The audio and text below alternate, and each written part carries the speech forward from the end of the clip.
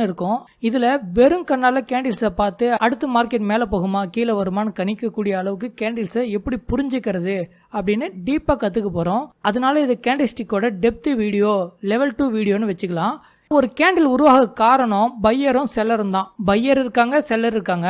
அந்த 5 நிமிடத்துல யார் தன்னோட பலத்தை காட்டுறாங்க என்பதுதான் ஒரு கேண்டில். விற்கிறவங்களை விட அதிகமா வாங்கிக்கிட்டே இருக்காங்கன்னா அப்ப பையிங் பவர் அதிகமா இருக்குன்னு விலை மேலே ஏறும். இது போல கேண்டில் உருவாகும். அதுவே செல்லிங் பவர் அதிகமா இருக்கு, வாங்குறதை விட விற்கிறது அந்த நேரத்துல அதிகமா இருக்குன்னா விலை கீழே இறங்கிட்டு இது போல சிவப்பு கேண்டில் உருவாகும். ஆனா இந்த கேண்டில்ல பையரும் செல்லரும் யார் பவர்னு சண்டை போடுறாங்க. 2 பேர் பலமும் சம அளவில் இருந்தா இது போல கேண்டில் உருவாகும். ஏறியது இறங்கியது சமமா இருக்கு. இது மூணும் புரிஞ்சிருச்சுன்னா இதை தொடர்ந்து வர எல்லா கேண்டிலும் உங்களுக்கு புரிஞ்சிடும். ஒண்ணுல இப்ப நெட்ல கேண்டில்ஸ்டிக் பேட்டர்ன் போட்டா அது இதுன்னு ஏகப்பட்ட பேட்டர்ன்ஸ் வரும். அதே போல ஒவ்வொரு பேட்டர்னுக்கும் தனித்தனி ரூல்ஸ் இருக்கும். நாம இந்த பேரு அதுக்கான ரூல்ஸ் எல்லாத்தையும் ஞாபகம் வச்சு ட்ரேட் எடுக்கிறது ரொம்பவே கஷ்டம். இந்த கேண்டில் பின்னாடி என்ன நடக்குதுன்னு புரிஞ்சுக்கிட்டா இந்த கேண்டில்களோட பேரு அதோட ரூல்ஸ் எதுவுமே நமக்கு தேவையில்ல. சார்ட் பார்த்ததும் மார்க்கெட்ல என்ன நடக்குதுன்னு எளிமையாவே கணிக்க முடியும். அதுக்கு 2 ட்ரிக்ஸ் இருக்கு. ஒன்னு ஏற்கனவே சொன்னது போல கேண்டில்ல என்ன நடக்குதுன்னு தெரிஞ்சுக்கொள்வது. இப்போ இந்த கேண்டில் எல்லாம் எடுத்துக்கோங்க. இதுல பையர் பவர் அதிகமா இருக்கு. இதுலயும் பையர் வலிமையா தான் இருக்காங்க. ஆனா முதல் கேண்டில் அளவுக்கு இல்ல. இந்த விக்கு வந்தாலே அது ஷேடோ ஆஃப் ஃபெயிலியர்னு சொல்லுவாங்க. அதாவது பையர் இந்த அளவுக்கு மார்க்கெட்டை மேல தள்ளி போயிருக்காங்க. ஆனா செல்லர் திரும்ப கொஞ்சம் கீழே தள்ளிட்டாங்க. இதுலயே முழு பவரோட பையர் இருந்தாங்க. ஆனா மேல அவங்களால அதே அளவுக்கு மெயின்டைன் பண்ண முடியல. அதே போல இந்த கேண்டில்ல செல்லர் பவர் அதிகம். இந்த கேண்டில்ல செல்லர் பவரோட இருந்தாங்க, அந்த அளவுக்கு இல்ல. இதுலயே செல்லர் பவர், ஆனா முதல் கேண்டில் அளவுக்கு இல்ல. இதுல பையர் செல்லர் சம பலத்துல இருக்காங்க. இதுல பையரும் செல்லரும் தங்களோட பலத்தை நல்லா காட்டியிருக்காங்க. ஆனா கடைசியில சம வலிமையில தான் முடிச்சிருக்காங்க. இதுல பையர் வலிமை அதிகமா இருந்திருக்கு. ஆனா கடைசியில செல்லருக்கு பவர் அதிகமா இருக்கு. இதுல செல்லர் இருந்திருக்காங்க. ஆனா கடைசியில பையரோட பவர் அதிகமா இருக்கு. இப்ப நான் சொன்ன இந்த விஷயத்தை மட்டும் புரிஞ்சுக்கிட்டீங்கன்னா ஒவ்வொரு தனி கேண்டில்ல என்ன நடக்குதுன்னு உங்களால கணிக்க முடியும். தனி கேண்டில் புரிஞ்சிருச்சுன்னா அடுத்து கூட்டு கேண்டில், அதாவது மல்டிபிள் கேண்டில் பேட்டர்ன். ஏற்கனவே சொன்னது போல நெட்ல ஏகப்பட்ட மல்டி கேண்டில் பேட்டர்ன் இருக்கு. இதுல ரொம்ப முக்கியமான 3 பேட்டர்ன் மட்டும் சொல்றேன். இந்த 3த்துல மட்டும் தரவாயிருங்க. மற்றதெல்லாம் எப்படி புரிஞ்சுக்கிறதுன்னு கடைசியா பார்ப்போம். நீங்க ரொம்ப தரவாக வேண்டியது 1 ஹேமர் அல்லது ஷூட்டிங் ஸ்டார்னு சொல்ற ஒரு கேண்டில், 2வது எங்கல்ஃபிங், 3வது மார்னிங் ஆர் ஈவினிங் ஸ்டார். ஹேமர்னா சுத்திலுங்க. இது அப்படியே தலைக்கீழ போட்டா ஷூட்டிங் ஸ்டார், ஒரு நட்சத்திரம் விழுவது போல இருக்கும். அதனால இந்த பேரை வச்சிருக்காங்க. இந்த பேரெல்லாம் விடுங்க. இதை பார்க்கும்போது என்ன தோணுது? இந்த கேண்டில் ஓபன் ஆனதுமே செல்லர் தன்னோட பலத்தை காட்டி விலையை கீழே இறக்குறாங்க. செல்லரின் பலத்தை விட பையரின் பவர் அதிகமாகி மேல க்ளோஸ் ஆகுது. பார்க்கறதுக்கு சுத்தியல் போல இருக்கிறதுனால இது ஹேமர்னு சொல்றோம். முக்கியமா இந்த கேண்டில் உருவாக வேண்டிய இடம் பாத்தீங்கன்னா சப்போர்ட்ல தான் வரணும். நடுவுல வந்தா அந்த அளவுக்கு எஃபெக்டிவாவே இருக்காது. உங்களுக்கு இன்னைக்கு டேட்டுக்கு அப்டேட்டட் ஆன ஒரு பெர்ஃபெக்ட் சப்போர்ட் ரெசிஸ்டன்ஸ் வரைய கத்துக்கணுமா? சப்போர்ட் ரெசிஸ்டன்ட் கமெண்ட் பண்ணுங்க. அதிக கமெண்ட் இருந்தா அதை நம்ம ஒரு வீடியோவே போட்டுடலாம். ஒரு சப்போர்ட் வருதுன்னா ஏற்கனவே மக்கள் இங்க இருந்து மார்க்கெட் மேல போகணும்னு எதிர்பார்ப்பாங்க. அப்போ அந்த சப்போர்ட்ல இது போல ஒரு ஹேமரை பார்க்கும்போது செல்லரோட பவர் குறைஞ்சிருச்சு, பையர் பவர் எடுக்கிறாங்க, இங்க இருந்து மார்க்கெட் மேல போக வாய்ப்பு இருக்குன்னு 2வது கன்ஃபர்மேஷனும் கிடைக்குது. இப்போ இந்த கேண்டில் அப்படியே தலைக்கீழ வைங்க. ஒரு ரெசிஸ்டன்ஸ் ஜோன் வருது. அங்க மார்க்கெட் வந்ததும் இது போல ஒரு ஷூட்டிங் ஸ்டார் வருதுன்னா பையரின் பலத்தை விட செல்லரோட பலம் அதிகமாகுது. மார்க்கெட் திரும்ப கீழே வர வாய்ப்பு இருக்குன்னு அர்த்தம். கேண்டில்ஸ்டிக்லேயே அதிக பவர்ஃபுல்லான கேண்டில்னா இதுதான். இதுல நீங்க கண்டிப்பா மாஸ்டர் ஆகுங்க. ஏன்னு இன்னும் கொஞ்சம் நேரத்துல சொல்றேன். 2வது எங்கல்ஃபிங் கேண்டில். எங்கல்ஃபிங்னா ஒன்னு விழுங்குதுன்னு அர்த்தங்க. அதுவும் இது போலதான்.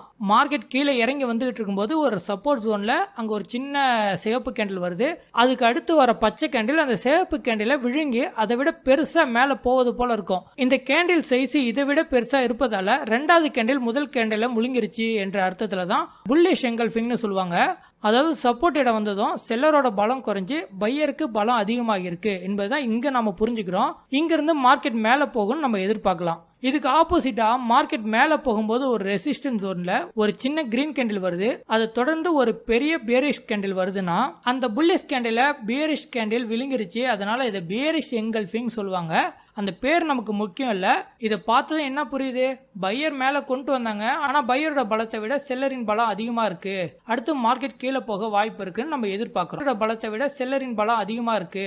அடுத்து மார்க்கெட் கீழே போக வாய்ப்பு இருக்குன்னு நம்ம எதிர்பார்க்கிறோம். அவ்வளவுதான். அடுத்து ட்ரிபிள் கேண்டில்ல மார்னிங் ஸ்டார். இதுவும் அதேதான். மார்க்கெட் கீழே இறங்கி வந்துகிட்டு இருக்கு. அப்போ ஒரு சப்போர்ட் ஜோன்ல முதல்ல ஒரு பேரிஷ் கேண்டில் வருது.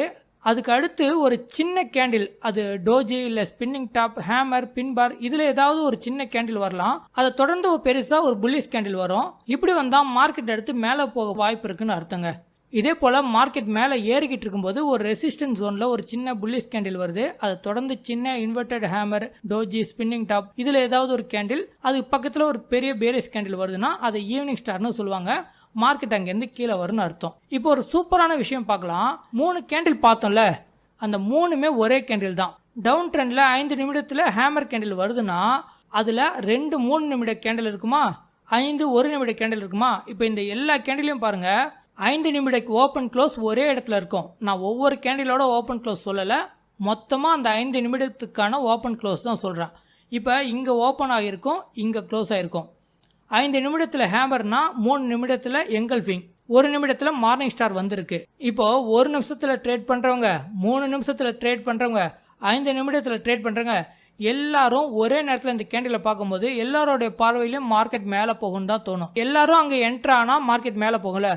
அதனால தான் மற்ற கேண்டில்ஸ்டிக் பேட்டர்னை விட இதில் அக்யூரசி கொஞ்சம் அதிகம். நம்ம எப்பயுமே கேண்டிலை இப்படி தான் பார்க்க பழகணும். இப்படி 4-5 கேண்டில் சேரும்போது பெரிய டைம் ஃப்ரேமில் என்ன கேண்டில் இருக்கும்னு நம்ம டைம் ஃப்ரேம் மாற்றாமலே கணிச்சா அடுத்து மார்க்கெட் எங்கே போகும்னு நீங்கள் ஈஸியாக கணிப்பீங்க. ஃபர்ஸ்ட் டைம் இதை பார்க்குறவங்களுக்கு கொஞ்சம் புரியாதபடி தான் இருக்கும். ஆனால் இதில் எந்த அளவுக்கு நீங்கள் அனுபவம் ஆகுறீங்களோ அவ்வளோ ஈஸியாக கேண்டிலை உங்களுக்கு சாதகமாக பயன்படுத்த முடியும். இது எல்லாத்தையும் நீங்கள் வீடியோ நிறுத்தி வரைஞ்சி பாருங்க, அப்போ தான் உங்களுக்கு ப்ராக்டிஸ் ஆகும். அடுத்தது மற்ற கேண்டில் பேட்டர்னை எப்படி பார்க்கறது, அதுவும் ஈஸி தான். இப்போ 1 நிமிஷம் டைம் ஃப்ரேமில் இப்படி ஒரு கேண்டில் வருதுன்னா இதுக்கு ஒரு பேர் இருக்கும். இதை 3 பிளாக் ரோன்னு சொல்லுவாங்க. ஆனால் அது 5 நிமிடத்தில் ஒரே பேரிஷ் கேண்டிலாக இருக்கும். இப்போ இது போல கேண்டில் எல்லாம் பார்த்தோம்னா அது ஒரு சாதாரண கேண்டிலாக தான் 5 நிமிடத்தில் தோன்றும். அதனால இது போன்ற கேண்டில்லாம் நம்ம கண்டுக்கவே வேணாம். இது வரைக்கும் நம்ம பார்த்ததுல முக்கியமான கேண்டில்ஸ்டிக்னா அது 3 தான். ஒன்று ஹேமர், 2வது எங்கல்ஃபிங், 3வது மார்னிங் ஸ்டார் இல்லை ஈவினிங் ஸ்டார். இந்த கேண்டில் எல்லாமே மார்க்கெட் ஒரு பக்கம் போகுதுன்னா இந்த கேண்டில்ஸ் வந்தா மார்க்கெட் அதுக்கு ஆப்போசிட்டா போக போகுதுன்னு அர்த்தம். இந்த கேண்டில் எல்லாம் ரிவர்சல் கேண்டில் சொல்லுவாங்க. இப்போ இந்த கேண்டில்ஸ்க்கான ரூல்ஸை பார்த்துடலாம்.